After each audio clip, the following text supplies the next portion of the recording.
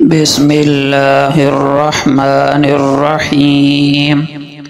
بہت سارے کام ایسے ہیں جو ہم محض عادتاً کرتے ہیں یا بغیر کسی نیت کے ویسے ہی کر لیتے ہیں۔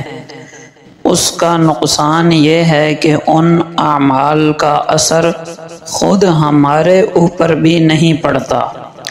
جو اس قسم کی نیکیوں کا مقصد ہے، مثلاً کسی مسلمان کو سلام کرنا، اس کا اکرام کرنا، اس کو کوئی ہدیہ دینا، اس کو کھلا پلا دینا وغیرہ، یہ ایسی چیزیں ہیں کہ ان سے آپس میں محبت و الفت پیدا ہوتی ہے، لیکن چونکہ ہم یہ کام عادتاً کرتے ہیں یا بغیر نیت کے کرتے ہیں تو اس کا دنیاوی اثر ظاہر نہیں ہوتا، خود ہمارے اندر پر بھی اس کا اثر نہیں ہوتا۔ اگر ہم اس بات کو ذہن میں تازہ کرتے ہوئے یہ سارے اعمال کریں گے کہ مثلاً یہ میرا دینی بھائی ہے، ایمان والا مسلمان بھائی ہے، اور ایک ایمان والا ساری دنیا سے زیادہ قیمتی ہے، اس کا اکرام کرنا دراصل ایمان کا اور اسلام کا اکرام کرنا ہے۔ مجھے فائدہ ہوگا کہ میری آخرت بنے گی، اجر و ثواب ملے گا، آپس میں محبتیں پیدا ہوں گی۔ ان باتوں کو ذہن میں رکھ کر وہی کام اگر ہم کریں جو پہلے بغیر نیت کے یا عادتاً کر رہے تھے، تو انہی کاموں پر بغیر کسی خاص مشقت کے ہم اپنے اندر بہت ترقی محسوس کریں گے۔ ایک بزرگ بڑا پیارا جملہ فرماتے تھے، فرمایا، اخلاص صرف بد نیتی سے بچنے کا نام نہیں ہے، بلکہ اخلاص ہے بے نیتی سے بھی بچنا۔ بے نیتی سے بھی بچنا اخلاص کے لیے ضروری ہے۔ اگر ہم اپنے پیارے آقا و مولا امام الانبیاء صلی اللہ علیہ وسلم کی پیاری سیرت کا مطالعہ کریں، اپنی زندگیوں کو سیرت کے رنگ میں رنگیں، اور خاص کر آپ کی جو ازدواجی زندگی ہے وہ اگر ہم پڑھیں تو یقین جانیے کسی گھر میں میاں بیوی کے جھگڑے نہ ہوں، اور کہیں بھی ہمیں طلاق کی کسی قسم کی خبر سننے کو نہ ملے۔ سارے جھگڑوں کی بنیاد، طلاق کے سارے کیسوں کی بنیاد ایک ہے، سیرت پاک سے دوری۔ ازدواجی زندگی میں خوبصورتی اور پائیداری پیدا کرنے کے لیے آقا علیہ السلام کا یہ چھوٹا سا واقعہ سنیے۔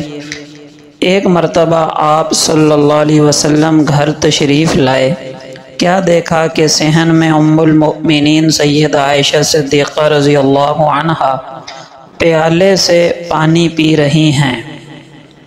آپ نے دور سے دیکھا تو وہیں سے فرمایا، حمیرہ۔ نام تو تھا عائشہ، لیکن آپ پیار سے حمیرہ کہا کرتے تھے۔ اب غور کیجئے، اس میں بھی ہمارے لیے بڑا سبق ہے کہ خاوند کو چاہیے کہ بیوی کا کوئی ایسا پیار بھرا نام لے جو بیوی کو پسند ہو، اور اس نام سے اس کو پکارا کرے۔ اس سے بھی اس بیوی کو اپنائیت کا احساس ہوگا اور خاوند کی محبت کا احساس ہوگا، اور سنت پر عمل کرنے کا اجر الگ ملے گا۔ بہرحال آپ نے فرمایا، حمیرہ، تھوڑا سا پانی میرے لیے بھی بچا دینا۔ وہ آپ صلی اللہ علیہ وسلم کی زوجہ بھی ہیں، امتی بھی ہیں، آپ سید الانبیاء والمرسلین بھی ہیں، لیکن ان کے خاوند بھی ہیں۔ برکتیں تو آپ کی ذات سے ملنی تھیں، مگر محبت عجیب چیز ہے۔ دور سے فرمایا، میرے لیے پانی بچا دینا۔ حضرت عائشہ رضی اللہ عنہا نے کچھ پانی بچا دیا۔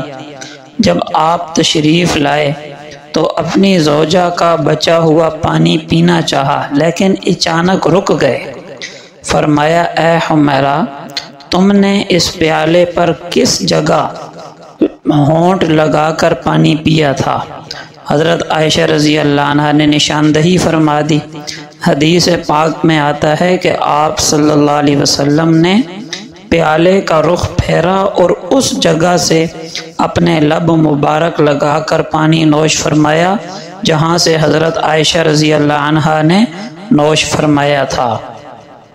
اب غور کریں، اگر خاوند اپنی بیوی کو یوں محبت اور پیار دے گا تو بیوی کیوں گھر کو آباد نہیں کرے گی، بلکہ وہ تو گھر آباد کرنے کے لیے جان کی بازی لگا دے گی۔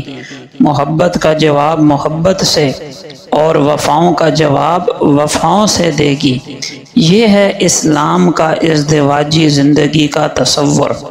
ہم سیرت پاک پڑھا کریں اور اس کے مطابق اپنے گھروں میں ازدواجی خوشیوں کو لانے کی کوشش کریں۔ جنت تو جنت رہی، دنیا انشاءاللہ دنیا کا گھر ہی جنت کا نمونہ بن جائے گا۔ اللہ جل شانہ کا ارشاد ہے وَاسْتَعِینُوا بِالصَّبْرِ وَالصَّلَاةِ، نماز اور صبر کے ذریعے مدد حاصل کیا کرو۔ یہ دنیا کھیتی بونے کی جگہ ہے، کاٹنے کی جگہ نہیں ہے۔ یہ امتحان کی جگہ ہے، یہ بدلے کی جگہ نہیں ہے۔ اللہ تعالیٰ نے دنیا کو دارالامتحان بنایا ہے، اور امتحان کا ایک طریقہ یہ بھی ہے کہ اللہ اپنے بندوں پر مصائب آزمائشیں بھیجتے ہیں کہ بندہ ان میں صبر کرتا ہے یا جزا فضا کر کے میرے ساتھ شکوے شکایتیں شروع کر دیتا ہے۔ تو مصائب آتے ہیں آزمائش کے لیے۔ کسی محبوب کا دنیا سے رخصت ہو جانا یہ بھی ایک آزمائش، مال کا ہاتھ سے نکل جانا یہ بھی آزمائش، برا پڑوسی، نافرمان بیوی، بد اخلاق شوہر، ظالم افسر، یہ سب مصیبتیں ہیں اور آزمائش ہے۔ جس نے ان پر صبر کیا وہ کامیاب، اور جس نے ناشکری کی وہ ناکام۔ آزمائش ہر حال میں آئے گی۔ نبیوں کو بھی اس قانون سے مستثنی نہیں رکھا گیا، بلکہ انبیاء پر سب سے زیادہ آزمائشیں آئیں۔ مؤرخین نے ایک عجیب واقعہ لکھا، بڑا سبق آموز۔ کہتے ہیں کہ دنیا کا بڑا بادشاہ ذوالقرنین جب بابل پہنچا تو شدید بیمار ہو گیا اور یقین ہو گیا کہ موت کا وقت قریب ہے۔ تب اسے اپنی والدہ کا خیال آیا کہ وہ کتنی غمگین ہوگی۔ اس نے سوچا کہ کسی طرح اپنی ماں کو تسلی دی جائے، اس کے دل کو ڈھارس بندھائی جائے۔ اس نے اپنی والدہ کے پاس ایک صحت مند مینڈھا بھیجا اور یہ پیغام دیا کہ جب میرا انتقال ہو جائے تو آپ نے اس مینڈھے کو ذبح کرنا ہے، پھر اس کو پکا کر دعوت کرنی ہے، لیکن دعوت میں صرف ان لوگوں کو بلانا ہے جن پر زندگی میں کبھی کوئی مصیبت نہ آئی ہو یا جن کا کبھی کوئی عزیز فوت نہ ہوا ہو۔ ذوالقرنین کا انتقال ہو گیا۔ ان کی والدہ نے وصیت کے مطابق دعوت کی، لیکن حیرت کی انتہا نہ رہی کیونکہ کوئی بھی دعوت میں شرکت کے لیے نہ آیا، کیونکہ کوئی بھی گھر ایسا تھا ہی نہیں جہاں موت کی مصیبت نہ پہنچی ہو۔ ذوالقرنین کی والدہ اس وصیت کا مقصد سمجھ گئیں اور فرمایا اللہ تم پر رحم کرے، تم نے زندگی میں بھی اور مرنے کے بعد بھی میرے ساتھ حسن سلوک کیا، تو ہر ایک پر آزمائشیں آئیں گی۔